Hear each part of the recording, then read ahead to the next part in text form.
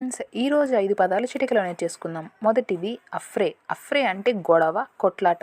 అంటే ఇద్దరు లేదా అంతకంటే ఎక్కువ వ్యక్తులు పబ్లిక్ ప్లేస్లో ఫైట్ చేసుకుంటే అది దానివల్ల పబ్లిక్ పీస్ డిస్టర్బ్ అయితే, అంటే ప్రజల శాంతి భద్రతలు దెబ్బతింటే దాన్ని అఫ్రే అంటారు. రెండవది రయోటింగ్ అంటే అల్లర్లు, రచ్చ. రయోటింగ్ తెలుసుకోవాలంటే ఫస్ట్ అన్లాఫుల్ అసెంబ్లీ అంటే ఏంటో తెలుసుకోవాలి. 5 లేదా అంతకంటే వ్యక్తులు కలిసి చట్టవిరుద్ధమైన పనులు చేయడానికి ఒక గుంపుగా కూడితే దాన్ని అన్లాఫుల్ అసెంబ్లీ అంటారు.